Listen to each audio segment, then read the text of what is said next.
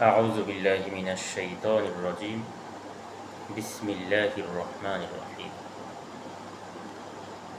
الصلاة والسلام عليك يا رسول الله الصلاة والسلام عليك يا حبيب الله الصلاة والسلام عليك يا شفيع المذنبين الصلاة والسلام عليك يا رحمة للعالمين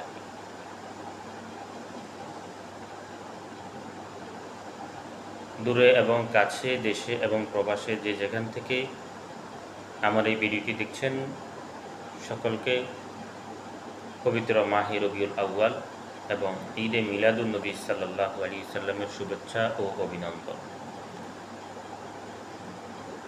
মহান রব্বুল আলামিনের দরবারে অসংখ্য শুকরিয়া আদায় করছি যে মহান রব্বুল আলামিন দয়া করে আমাকে আপনাকে আমাদের সকলকে এই মাহে রবিউল আউয়াল মাস পবিত্র ঈদে মিলাদুন নবী সাল্লাল্লাহু আলাইহি ওয়াসাল্লামের মাসে এই দিবস উদযাপন করার তৌফিক দিয়েছেন। আবারও সেই মহান রব্বুল আলামিনের দরবারে শুকরিয়া আদায় করি, আলহামদুলিল্লাহ। সারা বিশ্বের আশিকানে রাসূল সাল্লাল্লাহু আলাইহি সাল্লাম, আল্লাহর হাবিব সাল্লাল্লাহু আলাইহি সাল্লামের সমস্ত উম্মতের পক্ষ থেকে লক্ষ কোটি দুরূদ ও সালাম বর্ষিত হোক রাসূল করিম রউফুর রহিম রহমাতাল লিল আলামিন হযরত মুহাম্মদুর রাসূলুল্লাহ সাল্লাল্লাহু আলাইহি সাল্লামের কদম মোবারক। আসলে সামনে পবিত্র ঈদে মিলাদুন নবী সাল্লাল্লাহু আলাইহি সাল্লাম আসতেছে। পবিত্র ঈদে মিলাদুন নবী সাল্লাল্লাহু আলাইহি সাল্লাম উপলক্ষে আল্লাহর হাবিব সাল্লাল্লাহু আলাইহি ওয়াসাল্লামের আগমন উপলক্ষে রাসূলুল্লাহ সাল্লাল্লাহু আলাইহি সাল্লামের আগমনে আকাশ খুশি, বাতাস খুশি, জমিন খুশি, সমস্ত কুল কায়নাত সবাই খুশি, আল্লাহর সমস্ত সৃষ্টি মাখলুক খুশি। কিন্তু একজন বেজার, সেটা হচ্ছে ইবলিস, শয়তান। ঠিক তেমনি আজকে আমাদের দেশের মধ্যে কিছু উলামায়ে কেরাম এই পবিত্র ঈদে মিলাদুন নবী সাল্লাল্লাহু আলাইহি সাল্লামকে কেন্দ্র করে কিছু উলামায়ে কেরাম শয়তানের সেই দায়িত্বটাই করছে। শয়তান যদিও আমার মনে হয় নাই, কিন্তু শয়তান যাওয়ার সময় হয়তোবা ওনাদেরকে এই দায়িত্বটুকু দিয়ে গেছে। ওনাদের দায়িত্ব হচ্ছে লাইলাতুল মেরাজ, লাইলাতুল বারাত, লাইলাতুল কদর, মুসলমানদের বিশেষ বিশেষ ধর্মীয় যেই সংস্কৃতি, ধর্মীয় অনুষ্ঠান আসলে ওনাদের যেন একান্ত দায়িত্ব হয়ে পড়ে যে এগুলোকে বেদাত বলতেই হবে।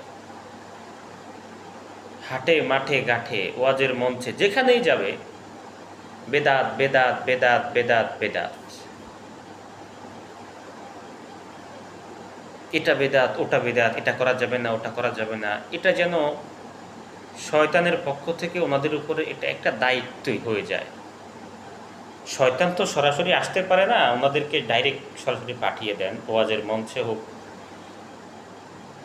মসজিদের মিম্বারে হোক, যেখানেই হোক পাঠিয়ে দেওয়া হয় শয়তানের পক্ষ থেকে দায়িত্ব নিয়ে, এটা হারাম ওটা বেদাত, এটা করা যাবে না। বড় দুঃখ হয়, বড় কষ্ট লাগে। আসলে এসব শয়তানগুলো কিছু বললে মনে কষ্ট লাগে না, কিন্তু যখন কিছু কিছু মানুষ তারা তাদের পূর্বপুরুষ থেকে এগুলো পালন করে আসছে, তারা দেখেছে পূর্বের উলামায়ে কেরাম কীভাবে এগুলো পালন করে, তারা দেখেছে পূর্বের যে উলামায়ে কেরাম, পূর্বের আল্লাহর অলিগণ, এরকম অনেকেই আছে তারা হক্কানি আল্লাহর অলিদের সংস্পর্শে ছিল। তারা দেখেছে আল্লাহর অলিরা কীভাবে এগুলো পালন করে। এমনকি হক্কানি আল্লাহর অলি, কোনো বন্ড না, হক্কানি আল্লাহর অলিদের পাশে থেকে, ওনাদের কাছে থেকে থেকে থেকে এগুলো শিখেছে। আজকে এমন কিছু মানুষ যখন বলে যে এগুলো বেদাত, জায়েজ নেই, হারাম, তখন আসলে অনেক কষ্ট লাগে, অনেক কষ্ট লাগে। আসলে তারা কিভাবে আল্লাহর ওলিদের সাথে, পূর্বের ওলামায়ে কেরামদের সাথে এইভাবে বেঈমানি করতে পারে। আরও বড় দুঃখ লাগে যে আল আজহার বিশ্ববিদ্যালয় থেকে পড়ে এসে নামের বিশাল একটা টাইটেল লাগিয়ে পৃথিবীর বিভিন্ন অঞ্চলে ঘুরে ওয়াজ করে, আলোচনা করে, বলে থাকে ধর্মীয় এই অনুষ্ঠানগুলো বেদাত, ঈদে মিলাদুন্নবী সাল্লাল্লাহু আলাইহি সাল্লাম বেদাত। আল আজহার বিশ্ববিদ্যালয়, যেখানে পবিত্র ঈদে মিলাদুন্নবী সাল্লাল্লাহু আলাইহি সাল্লাম থেকে শুরু করে ধর্মীয় অনুষ্ঠানগুলো করা হয়, মিলাদের তাবারক খেয়ে ওইখানে থেকে আহলে সুন্নাত ওয়াল জামাতের আকীদার মধ্যে থেকে ওখানে সমস্ত কিছু করে, পড়ালেখা করে বাংলাদেশে এসে বলতেছে বেদাত। তো আমার মনে প্রশ্ন, আসলে এরা আল আজহার বিশ্ববিদ্যালয়ে কেন গিয়েছে? যাক, সেদিকে যাচ্ছি না। আসলে বাংলাদেশের বর্তমান পরিস্থিতি নিয়ে আরেকটা কথা বলছি, সেটা হচ্ছে যে পবিত্র মাহে রবিউল আউয়াল মাস আসছে। তো অনলাইনে ঢুকলেই দেখি অনেকেই ডাইরেক্ট চ্যালেঞ্জ ছুড়ে দিচ্ছে যে এত কোটি কোটি টাকা চ্যালেঞ্জ, কে পারবে আমার সাথে বসতে, এত এমুক তমুক। আরে বাবা, তোমার নিজের সন্তান যখন দুনিয়াতে আসছে, তুমি এত খুশি হইছ, খুশি হয়ে তুমি পুরো এলাকায় মিষ্টি বিতরণ করছো, তখন তো কোরআন ও হাদিস থেকে কোনো দলিল টলিল তুমি নেও নাই। তুমি যখন বিয়ে করেছ তখন শ্বশুর বাড়ি থেকে তোমার থেকে যত কিছু দিয়েছে, তুমি তো এটা বলো না যে কোরআন হাদিসে এগুলা নেই, আমি কেন শ্বশুর বাড়ি থেকে এগুলা নিব, তখন তো দলিল খোঁজো নাই। এরকম অনেক বিষয় আছে আপনারা করেন, কিন্তু কোরআন হাদিসের দলিল আপনারা চান না। কোরআন হাদিসের দলিল কখন লাগে? যখন পবিত্র ঈদে মিলাদুন্নবী সাল্লাল্লাহু আলাইহি সাল্লাম থেকে শুরু করে আমাদের ধর্মীয় বিশেষ কিছু অনুষ্ঠান সামনে আসে, তখন ওগুলোকে বাধা দিতে হবে। কোরআন হাদিসের দোহাই দিয়ে হলেও, যে কোনোভাবেই হোক, এগুলোকে বাধা দিতে হবে। কিন্তু সমাজের মধ্যে এত কুকর্ম চলতেছে, দেখা যায় এমনও দেখছি যে মসজিদের পাশে বিয়ে বাড়িতে নাচ গান হচ্ছে, জোর জোরে আওয়াজ, মুসল্লিরা পর্যন্ত নামাজ পড়তে পারে না। আমি দেখি নাই আল্লাহর এমন কোনো বান্দা দায়িত্ব নিয়ে ওখানে গিয়ে বলবে যে আপনাদের এই অনুষ্ঠানের কারণে মসজিদে নামাজ পড়তে পারতেছে না। এরকম অসংখ্য অনেক কাহিনী আছে, অনেক বিষয় আছে। দেখা যায় আপনাদের মধ্যে অনেক সমস্যা দেখা যায়, যেটা আমি অনলাইনে বললাম না। এগুলা নিয়ে কোরআন হাদিস, বেদাত টেদাত কিচ্ছু বলা হয় না। কিন্তু যখন ধর্মীয় কিছু সংস্কৃতির অংশ বা ধর্মীয় যে অনুষ্ঠানগুলি থেকে শুরু করে আরও কয়েকটা বিষয় আছে যেটা আহলে সুন্নাত ওয়াল জামাতের আকীদাপন্থী, যেটা পূর্বের ওলামায়ে কেরামরা করে আসছে, তাদের দেওয়া এই দিন, তাদের দেওয়া এই দিবসগুলো পালন করতে গেলেই যত বেদাত, হারাম, জায়েজ নেই। আমাদের সম্মানিত সেনা প্রধান সাহেব কয়েকদিন আগে উনিও বললেন যে বেদাতে সব ভরে গেছে, সব বেদাতে ভরে গেছে। শুধু তাই না, এখন একটা রিক্সাওয়ালা রিক্সা চালায়, সে জীবনে মাদ্রাসার আশেপাশেও যায় নাই, মাদ্রাসার আশেপাশে যায় নাই এমনও ব্যক্তি, সে বলতেছে বেদাত। আমার মনে এত কষ্ট লাগে যে আসলে এই মানুষগুলোর বেদাতের বুঝেটা কি। তার ঘরে টিভি, সে বলতেছে বেদাত। তার ঘরে আধুনিক অনেক যন্ত্রপাতি, অনেক বিষয় আছে, আধুনিকত্বের সাথে মিশে আছে। তার ঘরে ওয়াইফাই, তার ঘরে মোবাইল, সেগুলোকে দেখে না। সে শুধু ধর্মীয় অনুষ্ঠানগুলো আসলে ওটা বেদাত, সেটা বেদাত, অমুক হুজুর ওটা বলছে, ওটা বেদাত, রসুলের জামানায় এটা কি ছিল, ওটা কি ছিল না, ওটা ছিল, ওটা ছিল না। রসুল সাল্লাল্লাহু আলাইহি ওয়াসাল্লামের জামানায় যা ছিল না তুমি যদি মনে করো যে তা থাকবে না, রসুল সাল্লাল্লাহু আলাইহি ওয়াসাল্লামের জামানায় যা ছিল না তা এখনও থাকতে পারবে না, তাহলে তোমার ঘর থেকে অনেক জিনিসপত্র ফেলে দেওয়া লাগবে, অনেক জিনিসপত্র ফেলে দেওয়া লাগবে। অতএব অমুক তমুকের কথা শুনে, অমুক আল্লামা অমুক শায়েখের কথা শুনে বেদাত করিয়েন না, বেদাত করিয়েন না। কী বলতেছেন আগে সেটা বুঝবেন। ছিলে কান নিয়ে গেছে, আগে কানে হাত দেন, ছিলের পিছনে দৌড়াইয়েন না।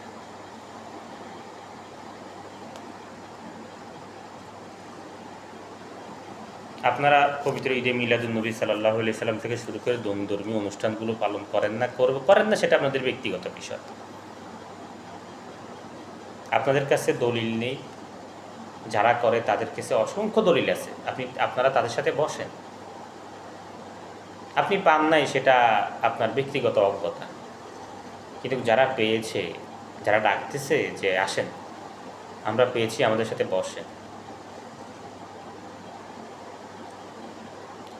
বসা তো দূরের কথা, এগুলা নিয়ে আপনি বাড়তে আপনি রাস্তায় নেমেছেন। যারা ঈদে মিলাদুন্নবী সাল্লাল্লাহু আলাইহি সাল্লাম করে তাদেরকে বাধা দিচ্ছেন। এভাবে অসংখ্য কর্মকাণ্ডের সাথে আপনারা জড়িত। তো আসলে কথা বললে অনেক কথাই বলা যেত। আমার শেষ কথা হচ্ছে যে আমরা যারা এই পবিত্র দিবসগুলি, যেটা আমাদেরকে পূর্বের উলামায়ে কেরাম, পূর্বের আউলিয়ায়ে কামিলিন শিখিয়ে গিয়েছেন, আমরা সেটা করব।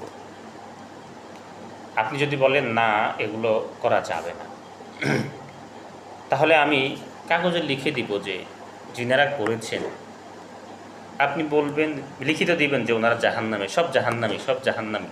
তারা যা কিছু করেছে সব বেদাত, সব কিছু বেদাত, কোনো কিছু জায়েজ নাই, হারাম, তারা সবাই জাহান্নামী। আপনি সেখানে সই দিবেন। জৈনপুরা, ফুরপুরা থেকে শুরু করে পূর্বের ওলামায়ে কেরাম যারা এগুলো করে এসেছে, তারা সবাই ভুল করেছে, আপনি সাইন দিবেন।